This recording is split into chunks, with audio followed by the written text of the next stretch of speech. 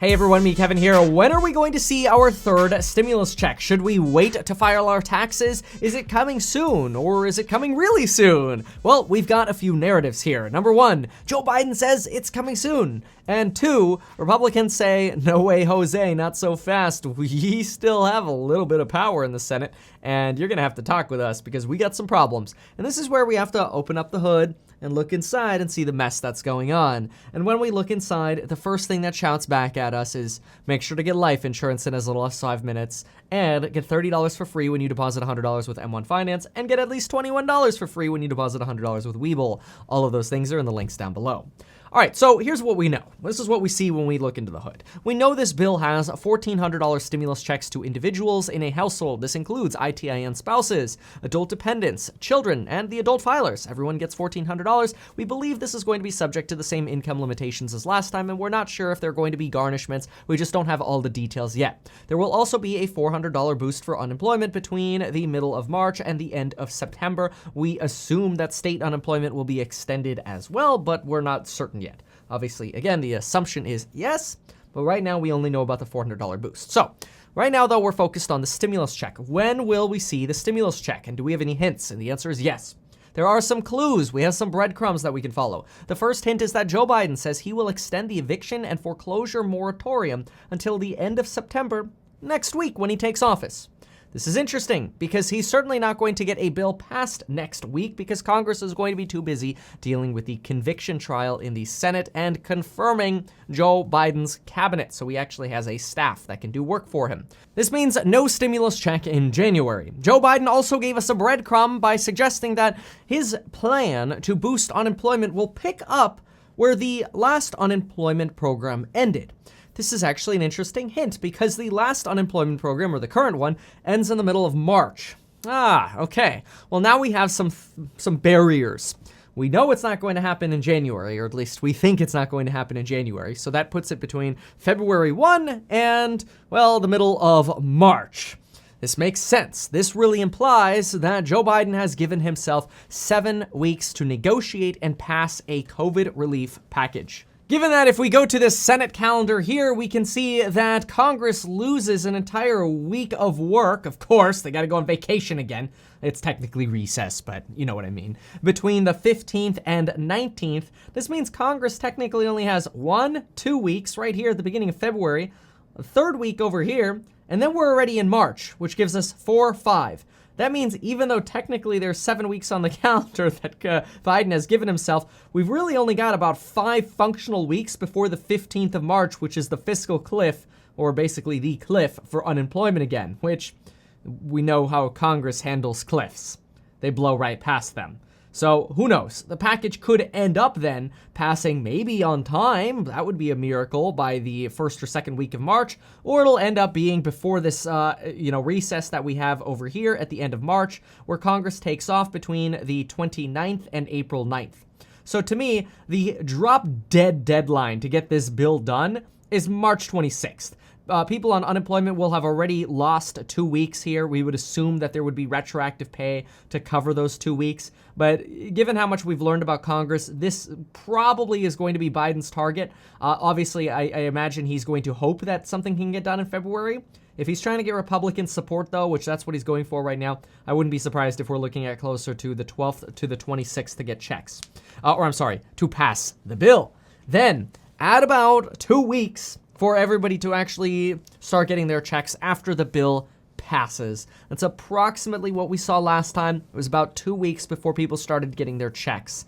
So this would mean if the bill passes on the 12th of March, we might see checks around the 26th of March, or we might see checks somewhere around April 9th, right around tax time, if the bill passes at the end of March. I don't think it's going to get pushed out to April, but then again, I have lost bets before betting on how soon Congress is going to get stuff done.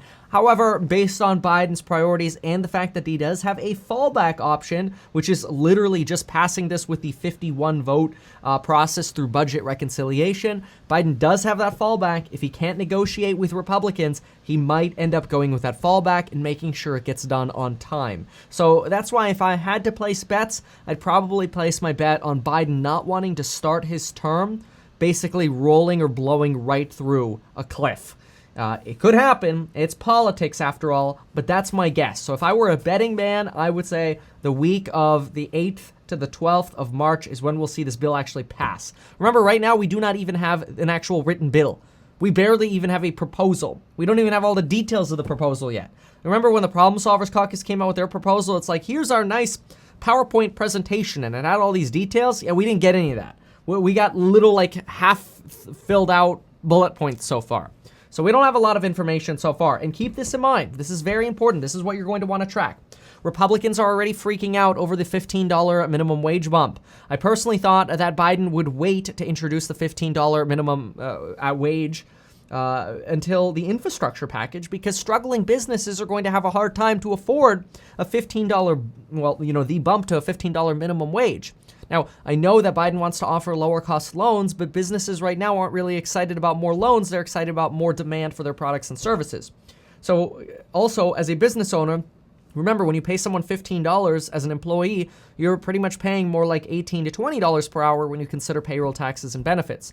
So this is a big move up. I expect it's actually one that Biden will try to phase in, or it's one that Republicans will make him phase in, especially since for restaurants, which have been hit so hard in this pandemic, Biden also wants this minimum wage to apply to all restaurant staff rather than applying the original tip rule that we generally see in most states throughout the country, with the exception of California, where you get tipped on top of minimum wage. In other states, you get paid like $2 an hour as long as your tips bring you up to at least the federal minimum wage of $7.25. So these are big moves here, again, especially for restaurants. Now, don't get me wrong. If I were a worker and I was still working at Jamba Juice and Red Robin, oh my gosh, please double my minimum wage. Please double what I was making before. I would absolutely love that, and I'd be popping a bottle of champagne the day that passed. But I'm just saying this as somebody who's trying to look at both sides. This is going to be a problem for Republicans, and they are going to complain about this, and they don't even have liability protections yet. This is why it is very likely that Biden is going to negotiate with Republicans over the next 2 weeks. As usual, it's going to be very important for us to see what Mitch McConnell is up to and what his opinion is and what the consensus is amongst Republicans. They come back and say, hey, look, we'll do your $1.9 trillion, but we want liability protections and we want to phase in the $15 minimum wage, or we want a $12 minimum wage, who knows, whatever it ends up getting negotiated to, we'll see what happens. Or Biden says, hey, screw you Republicans, my way or the highway, otherwise we're going with the 51 vote budget reconciliation method, which he could do. Maybe that's why he hasn't actually proposed a bill yet. Hey, great. Either way, if Biden strikes a deal with the Republicans on all these other issues, or he does not strike a deal with Republicans and passes it himself through budget recon, I really think we're looking at that second, third week of March before we actually get this bill done. And since Congress loves to run up to the deadline, yes, the 26th of March is also a realistic target date for this next stimulus package. Now, keep in mind that Biden is also offering a smaller percentage of his package to small businesses, which, keep in mind that there's no clear extension of the PPP forgivable loans. We do have this $35 billion, maybe leveraged up to $175 billion set aside for low-interest loans for businesses. And while that's exciting, it's also concerning that Republicans, don't have some of the other priorities that they want. There's going to be a lot of kicking and screaming about the $1,400 going to ITIN individuals, the minimum wage issue, the lack of PPP extension, the liability protections. Don't even get me started. We got some negotiating to do here. So maybe that explains why we don't have a bill yet. But the bottom line here is, you got to remember this. A, we're going to have to wait. B, if you're going to file your taxes, please, I beg of you, do this if you're going to file your taxes.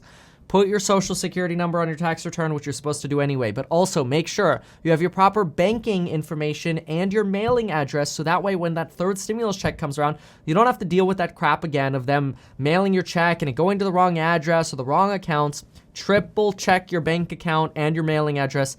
Just don't move. Don't move. And don't change your bank account. More importantly, don't change your bank account, okay? Don't close your bank account this year. Okay, so that'll save you a lot of headache. So again, when are we going to see this stimulus check actually arrive? My guess, probably between March 27th and April 9th. When is this package going to pass? Between March 12th and March 26th.